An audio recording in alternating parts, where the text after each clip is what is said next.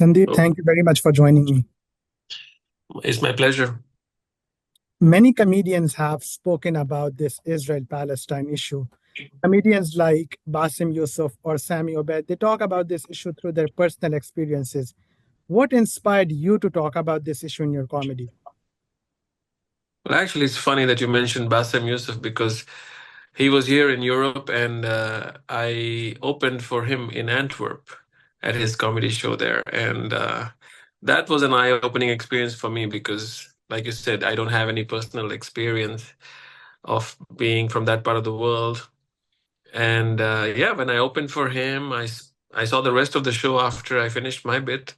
And I've been following Bassem, since this whole thing started. So I kind of had an idea of all the stuff that he was going to talk about and stuff.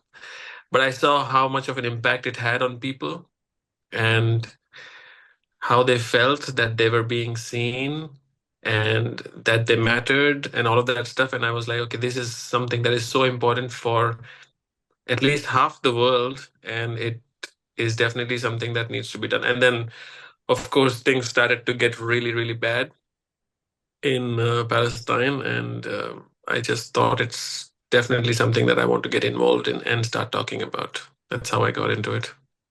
Next Tuesday, you are performing Hands Off My Watermelon at the Dynamo in Netherlands. Can you tell us more about that show? Yeah, it's kind of a work in progress show. So I started doing these shows here in Luxembourg where I live, and first of all, we just started off with getting like as many comedians as we could onto a show, and everybody does like 5-10 minutes, and there was no compulsion on what kind of material people would be doing. And so it was like a mixed bag of different things.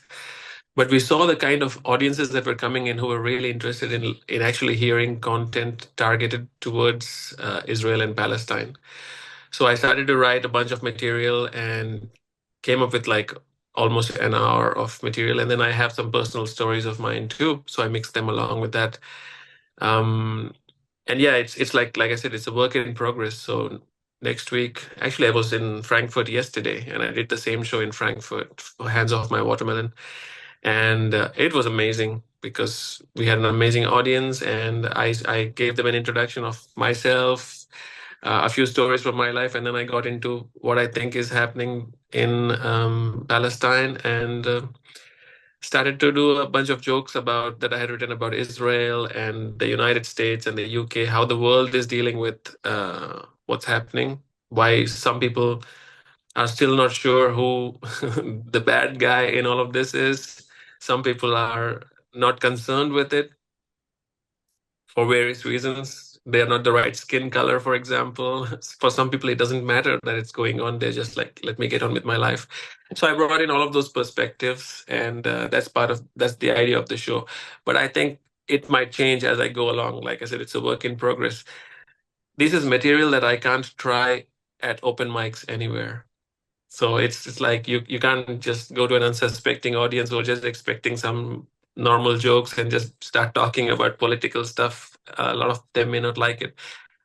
So these are things that I have to work doing the show and figuring it out as I go along. There's not too many open mics where I can go and try these things. So I'm working with the people. So yesterday after the show in Frankfurt, a lot of them gave me very interesting feedback about my jokes, and they were like, "Oh, you're talking from an outsider's perspective, but I'm Egyptian or I'm Palestinian, and from my perspective, this is what would make it better, and this is exactly what I was looking for." So I'm gonna keep improving it. So next week I'll see how it goes there in Eindhoven. But I've Many got two more shows. I've got two more shows this weekend in Antwerp, in Ghent, and in Brussels.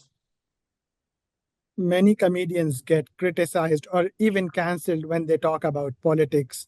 Have you personally dealt with any backlash or a shift in audience reactions or negative comments? Only online.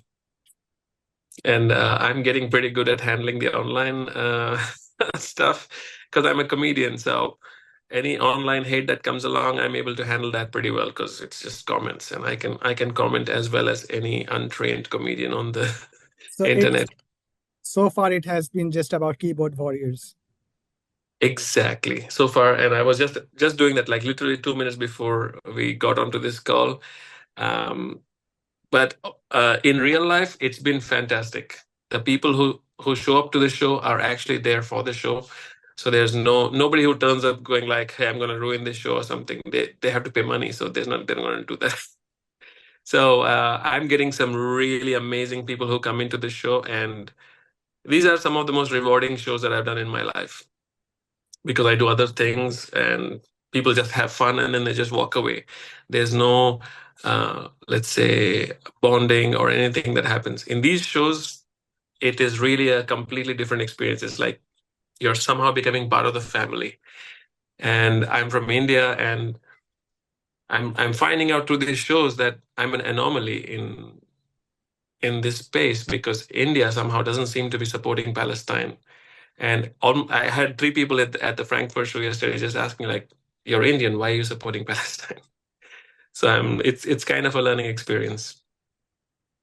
There's a difference between humor that entertains and humor that is meant to be thought provoking. How Hmm. do you how do you prepare differently for this type of content? Yeah.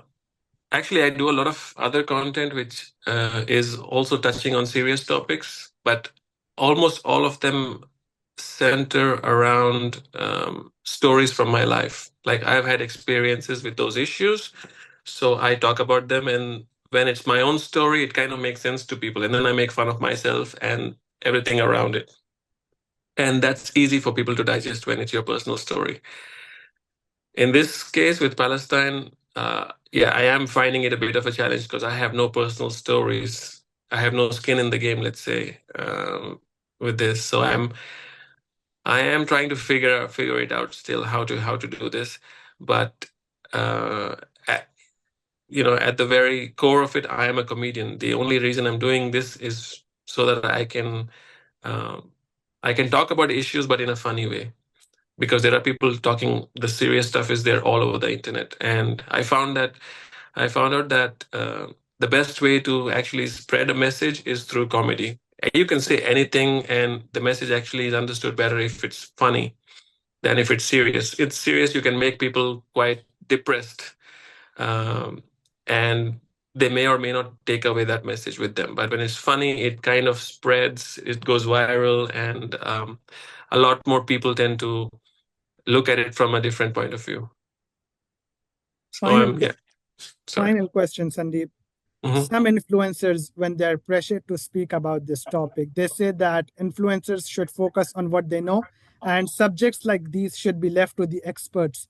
Do you think that influencers, especially with large followings, have a moral obligation to speak about topics like these?